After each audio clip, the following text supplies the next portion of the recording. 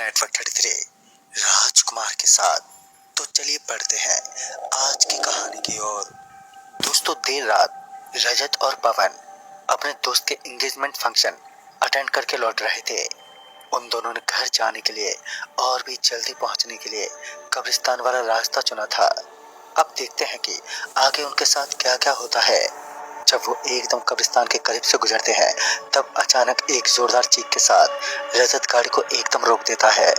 फिर पवन ने रजत को गुस्सा करते हुए कहा, अरे क्या हुआ, गाड़ी को इतनी तेजी से ब्रेक क्यों लगा दिया? मगर रजत मानो पूरा पसीने से भीग चुका था। उसका हाल बेहाल हो चुका था। डर के मारे वह कांपने लगा। पवन उसे बार बार पूछ रहा था, अरे भाई तुझे हुआ क्या, बोल तो सही। मगर रजत की मानो आवाज तक बाहर नहीं निकल पाई और फिर पायलों की छन छन की आवाजें उसे सुनाई देने लगी। पवन धीरे धीरे अपना चेहरा कांच के बाहर निकाल कर देखने लगा, लेकिन बाहर की तरफ केवल और केवल पसरा हुआ खौफनाक सन्नाटा ही चारों तरफ फैला हुआ था। रजत के मुंह से अभी भी आवाज आने एकदम बंद थी और फिर अचानक से दरवाजे पर खटखटाने की आवाज सुनकर पवन एकदम से उछलकर गिर पड़ा। फिर जब उसने बाहर देखा तो एक बहुत ही बूढ़ी औरत जिसकी उम्र यही लगभग 80 साल की होगी, वह रजत को बोल रही थी, बेटा मुझे आगे तक छोड़ दोगे? मगर रजत अब भी एक पत्थर की मूर्ति की तरह जमा सा वहीं पर बैठा रहा। पवन उसे हिलाने की कोशिश कर रहा था मगर मानो उसे सांप सूंघ गया हो। तभी वह बूढ़ी औरत पवन की तरफ एक हल्की हल्की सी मुस्कुराहट देते हुए अचानक वहां से आगे की तरफ चल पड़ी। पवन का ध्यान उस बूढ़ी औरत की तरफ नहीं था।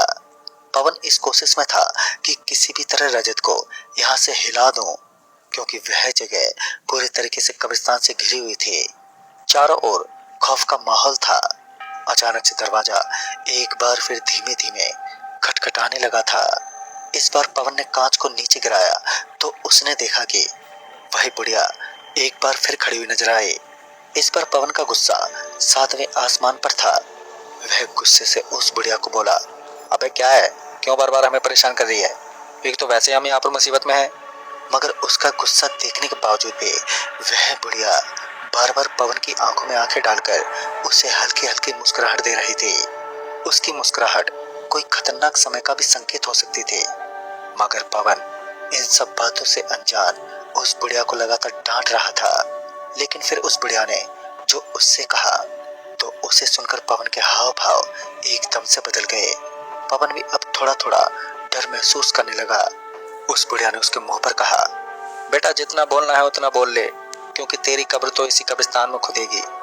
बस फिर क्या था, पवन ने तुरंत ही अपनी गाड़ी का कांच ऊपर चढ़ा दिया और डरते हुए वहां से किसी भी तरह रजत को हिलाने की कोशिश करने लगा। इस बार उसने रजत को एक जोर का उसके गाल के ऊपर से तमाचा कस दिया। रजत एकदम से उछल पड़ा, मानो उसने एकदम से कोई भयानक चुड़ैल देख ली हो। भाई भाई यह जगह बिल्कुल भी ठीक नहीं है, हमें यहाँ से जल्दी निकलना होगा, वरना वो भयानक चुड़ैल आज हमारा काल बनकर हमारे ऊपर मंडरा रही है। रजत इतना बोलते बोलते गाड़ी का गियर डालता है और गाड़ी के एक्सीलेटर पर इतनी तेजी से पांव रखता है कि गाड़ी एकदम स्पीड से वहां से गुजरने लगी थी। लेकिन उन दोनों की बदकिस्मती की वजह से गाड़ी एकदम से वहीं पर रुक गई। गाड़ी को यूं रुकता देख पवन बाहर निकलने की कोशिश में था तो उसने देखा कि गाड़ी के बोनेट पर काले काले दांत वाली वही भयानक बुढ़िया बैठी हुई है, जिसने अभी अभी पवन को चेतावनी दी थी। अब पवन ने उसका विरोध देखा, जिसके साथ पवन और रजत कभी रूबरू नहीं हुए थे। उन्होंने उस बुढ़िया का वह खून से लथपथ और बड़े बड़े हाथों का एक भयानक नजारा देखा। उस बुढ़िया के हाथ इतने लंबे थे कि वह सिर्फ एक पल में ही पवन और रजत को मारने में सक्षम थी। लेकिन शायद अभी तो पवन और रजत की जिंदगी के कुछ पल बाकी थे।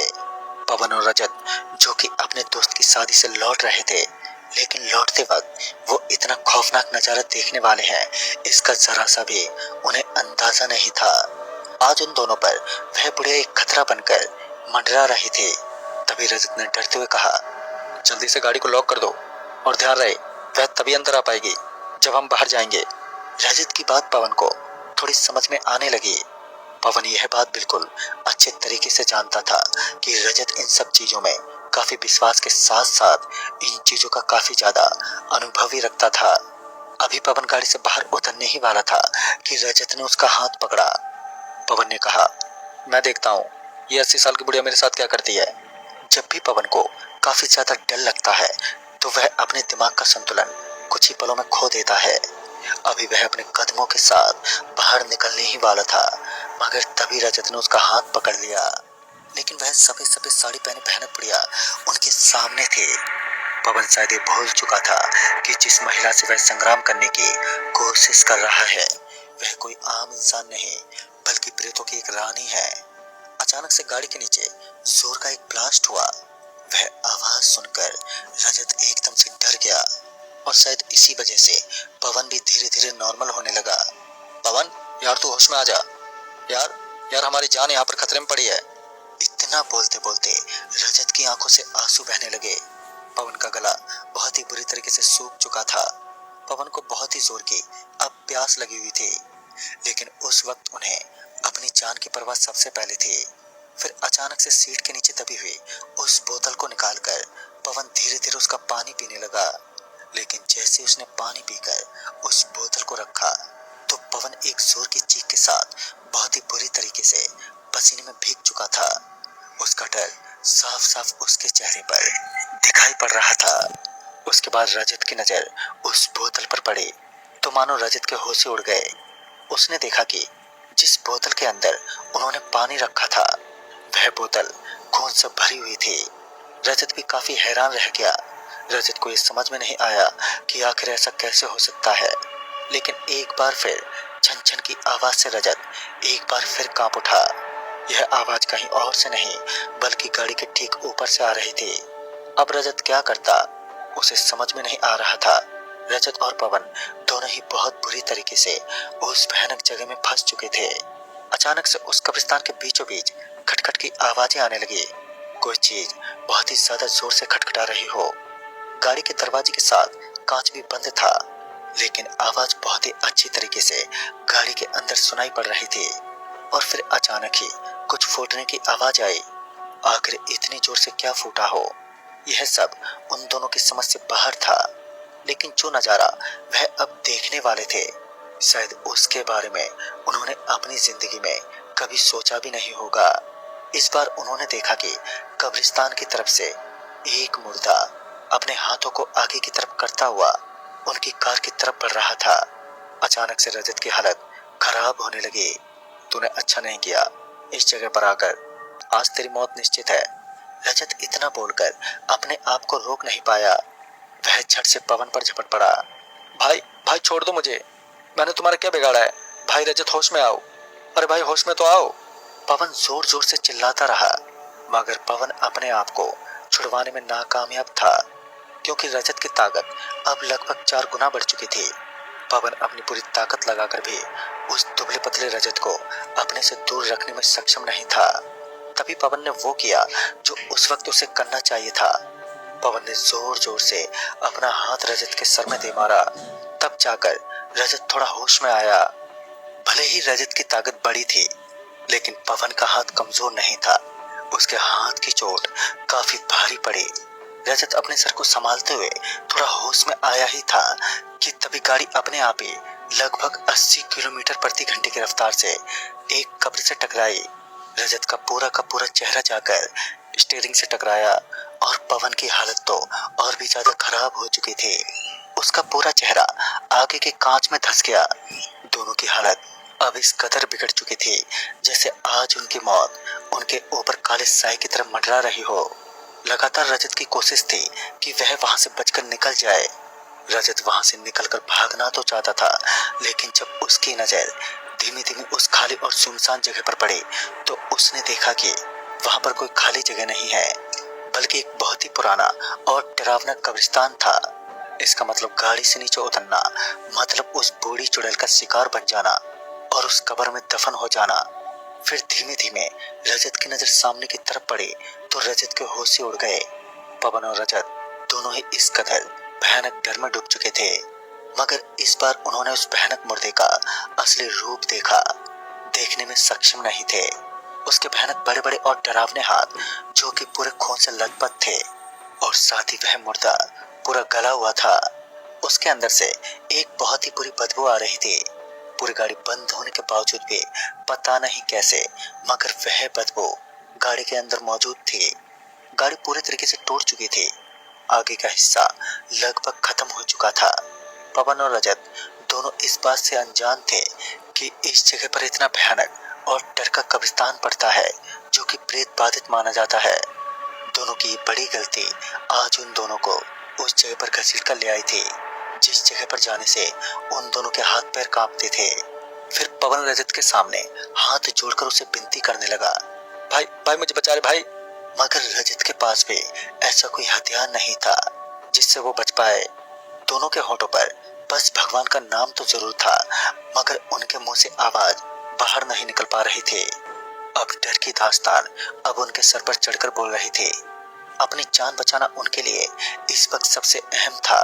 उसके बाद रजत की 1000 कोशिशों के बाद जाकर गाड़ी भी एकदम से स्टार्ट हो गई।